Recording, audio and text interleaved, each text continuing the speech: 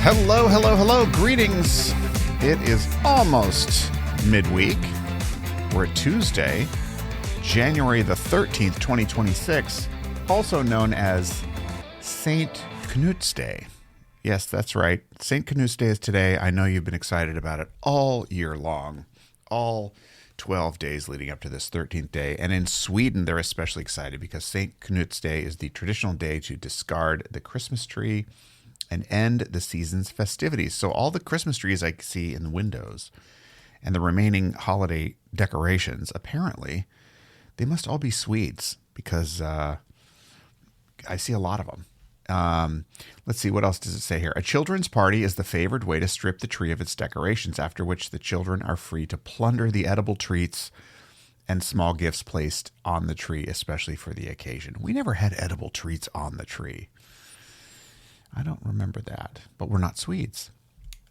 This Christmas tree plundering is often accompanied by smashing up the gingerbread houses and eating them while discarding the decorations. Finally, everyone dances the tree. Sorry, I keep getting an advertisement interrupting my reading here. Finally, everyone dances the tree out the door, singing special songs. They pick up the tree and toss it out into the snow. All right, I have to verify if this is a real thing with my Swedish friends.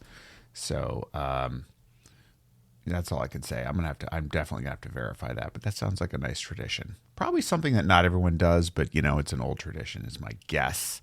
Who knows? But here we are, and we are undeniably in the smack dab middle of January, which again, it's just sort of hard to believe. 65 days until spring. That's 2 months away. And the relentless cold, it puts it in different perspective when I think about 65 days or 2 months. That's not a lot of time. And what I do like about the winter is that it restricts, I don't want to say it restricts your options, even though probably I could make a case that it does, but certainly gives you permission structure to hunker down and start off the year right. And by right, I mean whatever that means for you. But for me, right means really being intentional about the year, picking the few things that matter the most and letting go of the rest. And I've been doing that since December, literally canceling subscriptions, cleaning up files on my desktop, deciding what business things I'm interested in doing, but not now. I'll give you a good example of that. I really want to do speaking. I want to do paid speaking. The thing is that you need a foundation to do it. You need other viable sources of income coming in. You need to have, ideally, to be seen in a certain light to do that. Now, I've been told for years to go do speaking. And the reason why I never fully carried it out, although I prepared, was because I knew that what was behind it wasn't right yet. And I know quite well that what is behind the real public speaking that I'm going to be doing just isn't there yet. It's getting there. Building revenue for Amped, starting the show, actually restarting the show. So there's going to be I don't know when I'm going to announce this, but I already know what's going to happen with the Building Business Relationship show. A little hint here to my loyal inner circle listeners. I'm changing the name. I never liked the name, and I know the purpose behind it, and I'm comfortable with it, and I know the pros and cons, and it's okay. And I'm going to change the name to something a little bit different, and it fits more with my strategy longer term. So that's coming soon, and then we're going to try new formats as well. So it will progress. These are foundational elements. That and helping CEOs and founders with their visibility internally and externally, to tell their stories internally and externally, to build trust. That's enough. There really isn't anything else that I need to focus on, even though as we said back in the Silicon Valley days, just because you can doesn't mean you should. Same thing here.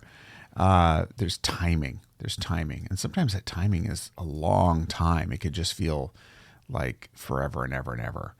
And that's okay. But for me, the theme right now is My job is to simplify. If I walk out of January with a diamond hard statement about what my purpose is this year and having cut all extraneous things. Now, you might say, well, Matt, you get up every morning and you jump on and you take 20 minutes to do a daily journal podcast.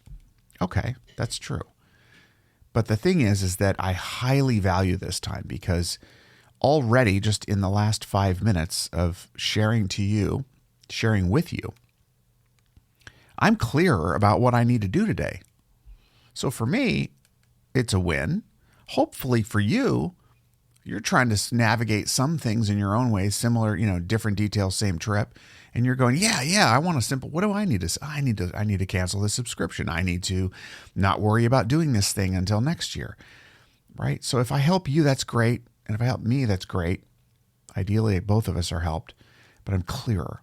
It centers my brain. As I was taught, your brain will focus on whatever you point it at.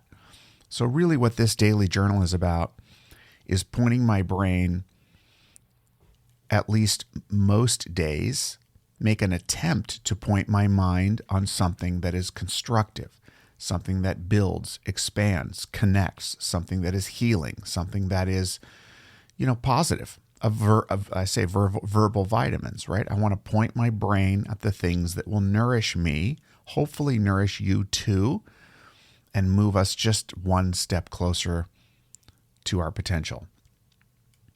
And happiness and joy and connection. Meaning and purpose.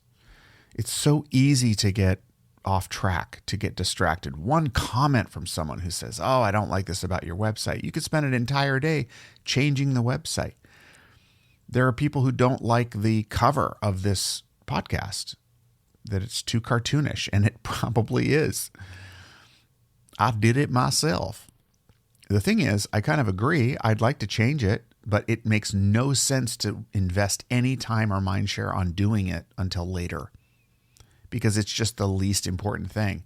But if I'm unbridled in my attention, if I allow my mind to swing like a monkey in the trees, I don't get anything done. I get a few topical things done, but not meaningful, sustaining, nourishing, money creating, and other, value creating things.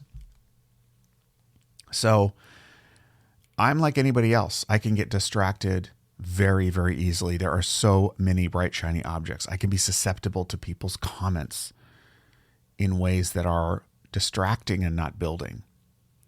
And so the more I check in with myself every day, I suppose this is why, written journals are so can be such a positive thing.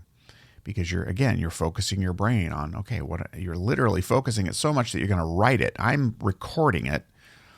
There's merits to both.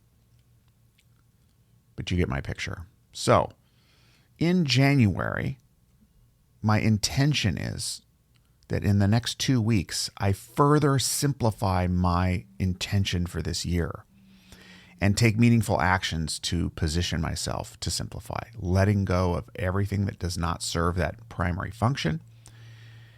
And that includes who I meet with, how much time I spend with them, what we talk about, etc. All right, listen, I'm going to wrap it up there. I hope that's helpful to you as you navigate 2026. The madness on the outside continues, but the calm and purpose and serenity and resilience and everything else is on the inside, and that, the external stuff, has no chance against it if I'm connected with myself and with the right people and I stay on target. That's it for today. Take care of yourself and others. Please be good to yourself and others. Give us a good like on Apple Podcasts if you can, or wherever you listen. However you can give feedback on the show, that would be great. In the meantime, have a fantastic Monday or an evening for some of you in Asia, and we will check back again with you tomorrow. Thanks as always for listening. Bye-bye for now.